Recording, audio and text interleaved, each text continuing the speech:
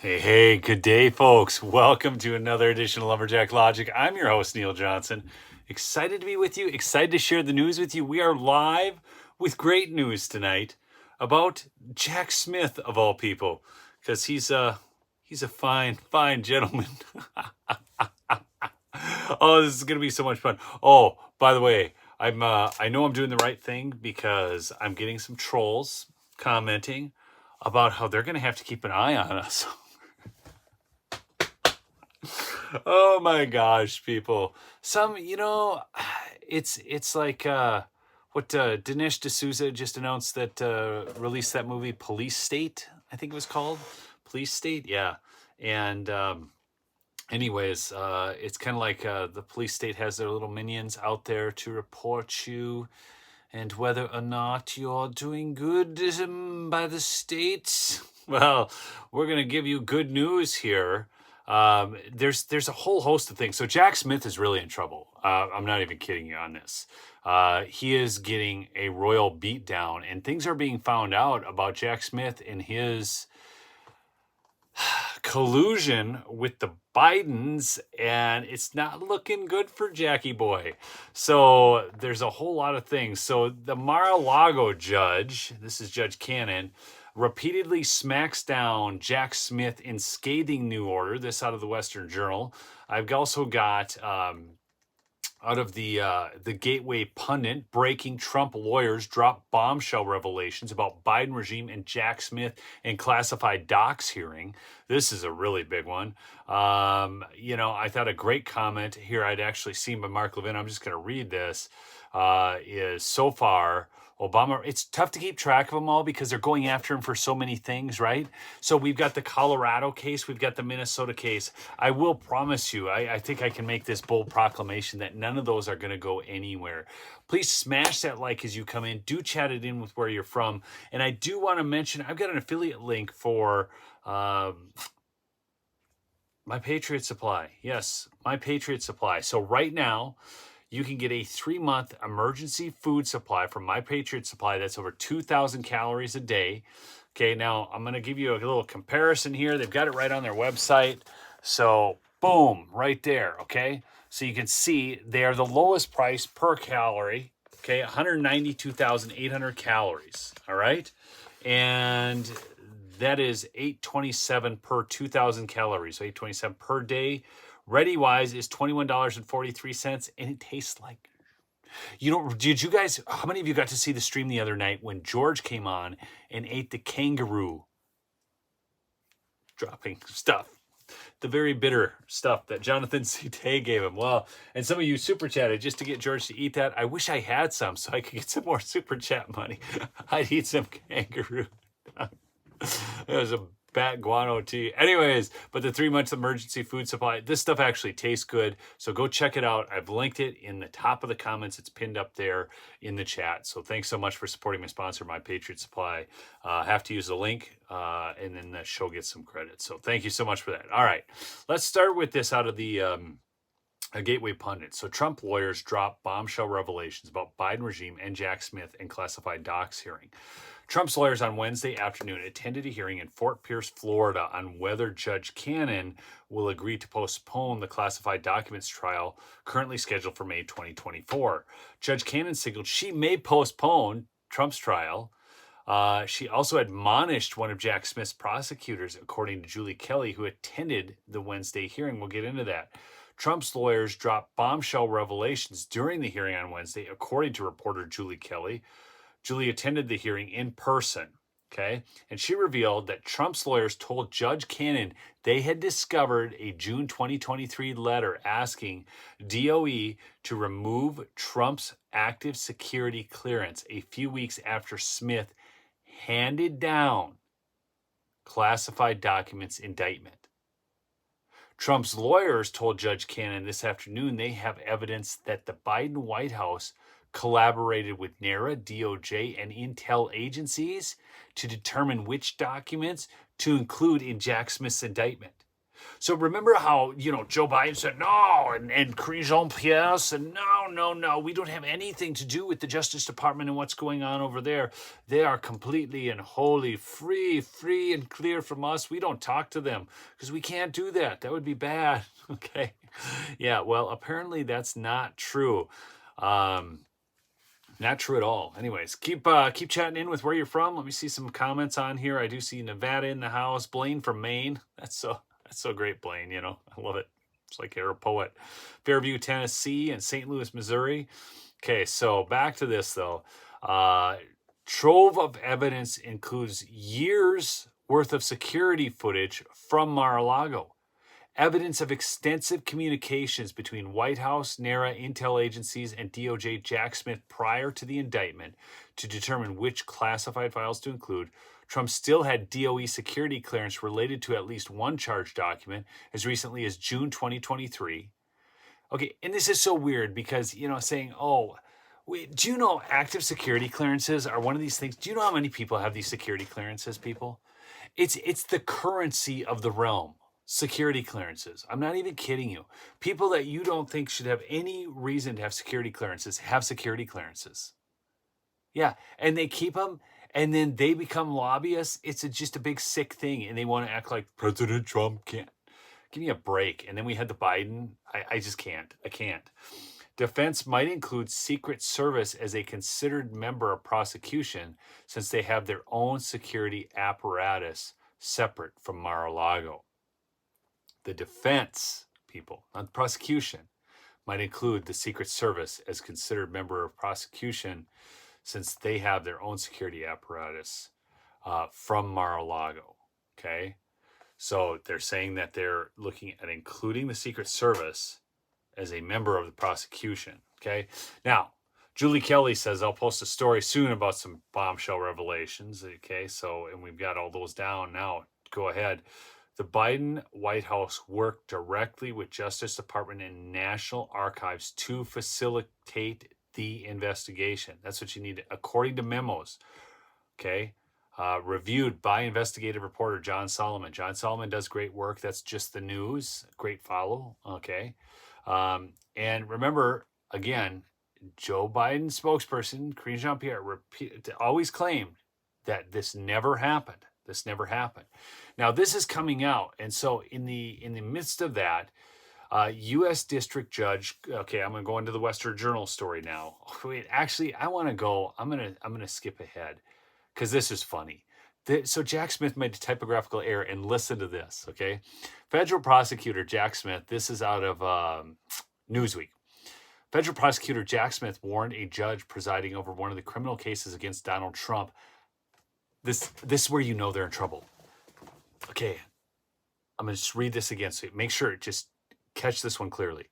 Federal prosecutor Jack Smith warned a judge presiding over one of the criminal cases against Donald Trump not to be manipulated into delaying the trial. They're literally telling the judge not to be manipulated. Now, that is condescending and stupid. Okay, so at points, even when it shouldn't be, politics and justice gets very personal. And if they're going to sit there and tell the judge that she's got to be, on guard against being manipulated because they think she is being manipulated, that's what they're saying. Lawyers for the former president have attempted to have the case in Florida adjourned until after the one in Washington, D.C. This is important. Has taken place because, as they put it, the schedule of trials currently requires President Trump and his lawyers to be in two places at once. Not only that, it's not just two places at once, people. It's three places at once because he's supposed to be campaigning for president. Smith, a U.S. attorney and special counsel, argued in a court filing entered on Thursday that Trump's legal counsel had failed to disclose that they had filed a motion the prior evening to stay the proceedings in D.C. until their motion to dismiss the indictment based on presidential immunity is fully resolved. Jack Smith is getting so pissed because the legal maneuverings of Trump's team are constantly causing these delays. In fact, in another headline, special counsel Jack Smith is seriously fed up with Trump's at any cost delay tactics tactics. And this one's out of the Daily Beast. I just love it when they're pissed because that means you know things are going right.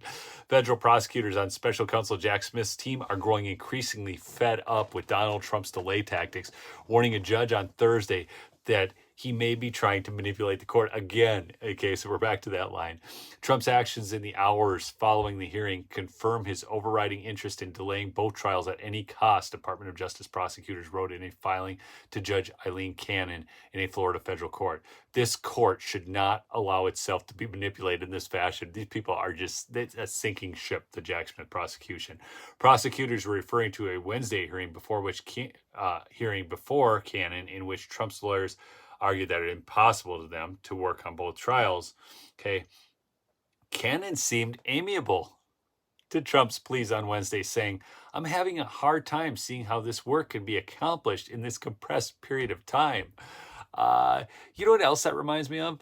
A lot of things that, Trump has tried to pursue, or like, some court proceedings down in Arizona, like you take this compressed period of time and there's no way you can build the right case. Well, anyways, however, prosecutors argued in their Thursday filing that Trump's lawyers never told Canon that they were planning to submit a filing on Wednesday night in a DC court, asking that trial to be delayed as well. In that Wednesday night filing, Trump's team insisted he shouldn't have to face trial in D.C. while the court considers his bid to dismiss the case entirely. So this, I'm going to go back now because this is what you need to know about the D.C. case, all right? Jumping ahead here. Okay, the D.C. case relates to allegations that the former president attempted to overturn the results of the 2020 election, which saw Joe Biden in the White House. Trump faces several other criminal trials, including one in Georgia on allegations of a conspiracy to unlawfully overturn the state's results there. In all the cases going against him, Trump denies any wrongdoing, pleaded not guilty. Okay. But the thing with the DC one is, see, Trump wants that one resolved first, and he actually wants it tossed. See, and if that's tossed, it weakens Jack Smith's case down in Florida more. But what really needs to take place here is that Trump needs to be able to campaign. And all of this, of course, you guys are all smart enough to know that this is an attempt to, again, so they've tried every bit of subterfuge to, I just keep thinking in my mind, okay, two things I keep thinking. One, with all the prosecutions against Trump and all the times that they've never come to fruition, one is, how clean are they? Because, see, when you investigate a crime, you're supposed to investigate a crime, not the person. And here's what I mean by that. So let's say you, John Doe out there, all of a sudden was being harassed by a bunch of federal agencies. Not that they actually had a crime on you, not even a suspicion. They don't have tips. They don't have anything. They just look at you as a person and they want to investigate you. Well, maybe you, I don't know, miss something in there. But that's the problem with a weaponized government. Okay, you do not have to live your life under constant threat of investigation, because of some law maybe you didn't even know about, right? But they are supposed to investigate crimes, not the person. But if you remember that, what's the crazy in Letitia James? Her whole campaign was based off investigating a person, not a crime, going after Trump on the basis of who he was. That was her whole message. And then she acts like she's not biased. I mean, the whole thing is nuts, okay? So, okay, I'm moving past this one now, all right? So that, and remember the one in D.C. is in front of that judge, Tanya Chutkan, or whatever her name is. These people. And so this is where I'm going to go to Mark Levin's tweet, which was quite good. It says, so far, Obama radical judge Tanya Chutkan has violated President Trump's First Amendment. That's the free speech with their unconstitutional gag order, which is being appealed. That will go down. Fifth, due process. And sixth, right to effective counsel amendment, constitutional rights. And of course, she refused to recuse herself. Thus far, she has done everything Jack Smith, the rogue prosecutor, has demanded. And so all of this is going to get resolved, people. I mean, just have some faith. I know it's nuts, but I'm telling you, it's not going to. But I want to go to, so Jack Smith finds himself on shaky ground in Donald Trump trial. Okay, so this is another one. This one's out of Newsweek as well. Special counsel Jack Smith attempt to prosecute Donald Trump may be hindered by Supreme Court challenges to a charge cited against hundreds of people prosecuted over the J6 attack. It's not an attack, people. It's a J6 protest. The U.S. Court of Appeals, words have meaning, people. Words have meaning. Smash that like if you would, please. Thanks so much for joining the stream tonight. We're talking about Jack Smith getting pummeled consistently. Even where he thinks he's winning, he's not, because he's being exposed. And all of this is now, because it's so terribly one-sided and the justice is not being seen in those cases, and we're dealing with rogue prosecutors and, again, investigation of the person, not the crime. So the U.S. Court of Appeals for D.C. narrowly ruled in favor of the Department of Justice in 2 cases involving charge of obstruction of official proceeding. Okay. But these were 2-1 decisions, so it was not unanimous. The first appeal, involving former North Cornwall police officer Joseph Fisher, was rejected in April. A separate appeal from Rocky Mountain Police Sergeant Thomas Robertson, who was sentenced to 7 years in jail for 5 felonies, including obstruction of an official proceeding, was thrown out on October 20th. The defendants argued that the obstruction count, formerly known in the penal code as 18 whatever, should not be used against them over J6. Prosecutors argued that the attempt to disrupt the certification in Congress at the Capitol justifies the charge to corruptly obstruct, impede, or interfere with official government proceeding, which is interesting because we just saw that taking place in the halls of Congress. We've seen it in state houses. But we're talking a bunch of leftists that actually were, I mean, did you guys know, like, what was that, October, what was the date on that? There was the insurrection with the, and then what was really funny about that too, and if you go back there, and you guys probably saw that, Marjorie Taylor Greene did some video walking around. But did you notice she was walking around in that upper floor, and all the news media was there, and some of them were even chanting with the protesters? That's how staged and choreographed this crap is. It drives me nuts. Anyways, however, in both decisions, there was a 2-win split between the 3-judge panel and the Circuit Court of Appeals as to whether to charge, introduced in 2002 in the wake of an accounting scandal involving energy company Enron to prevent the destruction of evidence or witnesses or witness intimidation, should be cited in January 6 cases. Okay, so whether the charge introduced in 2002 in the wake of an accounting scandal should be cited in the J6 cases.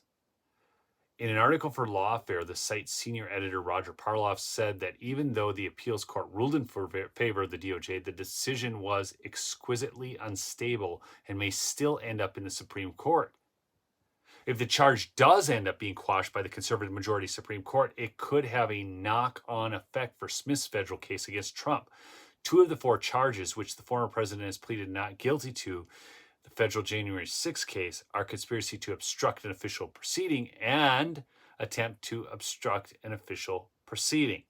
So it's conspiracy to, and then the attempt to. So Trump's legal team has recently attempted to have the case dismissed over the obstruction charges, suggesting the allegations cited against the former president stretches the statutory language beyond any plausible mooring to its original definition. Now, remember, at the time, President Trump was still president. And as I shared in that Minnesota video, and if you guys haven't seen that, that's really a good one. You should check that. That was my last upload. And I have a lot of footage in there from the courtroom in Minnesota. But the president is not actually, got one of those Asian lady beetles. Anyways, the president is not actually named in that Section 3 of the 14th Amendment. So that's rather fascinating. That was brought up by one of the judges. I didn't even get that clip in there. There was so much good stuff to get in there. And you're going to see that even here in liberal Minnesota, the only state to not vote for Ronald Reagan in 1984, they don't have a case. The judges don't want to do it.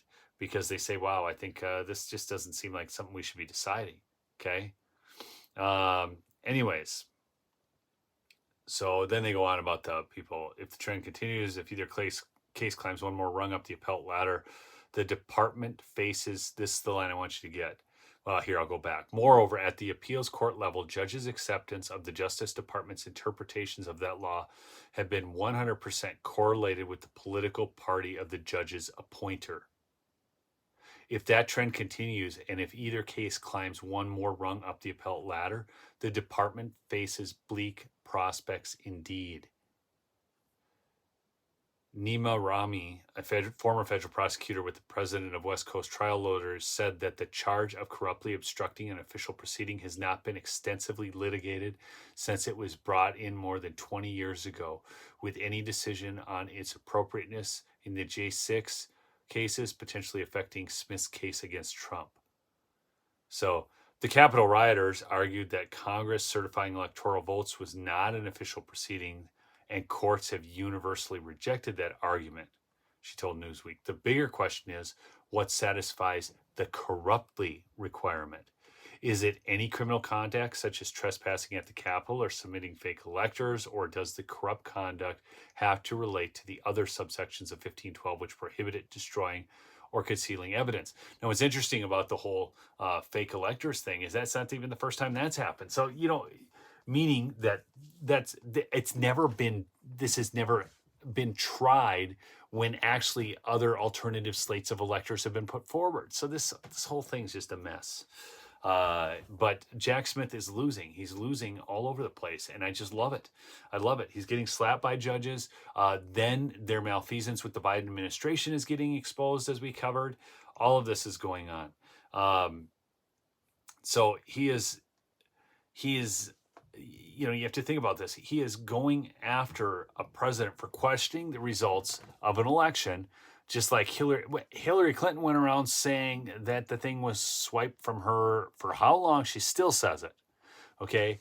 And do you remember all the Democrats? Do you remember Stacey Abrams and so on? This is ridiculous. People have a right to their day in court. People have a right to protest peacefully. Okay, and I guarantee you, after seeing everything that happened during the Summer of Love riots, my friend was a cop down in Minneapolis, was on a QRF trying to get people out of the 3rd precinct the night it got burned. Okay, it's not even close. It's not even close. And I've seen some really wild video. In fact, you guys, if you're not following me on Twitter, I just shared a video over there that was phenomenal. So go check out my Twitter link down below and go check out that video over there, because it really made you question. I'd never seen that one before, and it was pretty amazing. So thanks for joining me tonight on this late night live. Again, go check out my sponsor, MyPillow. MyPillow.com. Promo code Lumberjack will save you up to 66%. Half price on the MyPillow 2.0 right now. Great deals on the sheets, but get yourself some of those towels. They are still running that really great sale on those towels. I will tell you, they are the best towels I've ever owned. And, I got the merch store. I got all the links down below. Thank you. You guys have been very supportive of me and the show and what I do. And I was talking to somebody today, and they just have no real understanding of the length and the breadth and the width of the censorship that's been out there.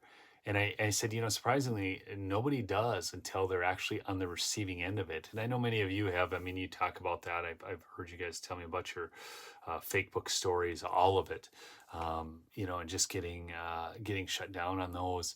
But when you're building something like this, and you build it up to a bunch of subscribers, and you do all this, and then they try and demonetize you or strike you and take your videos down.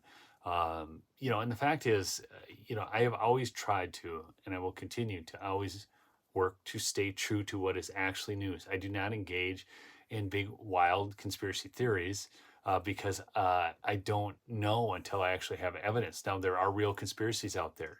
Hear me on this, okay?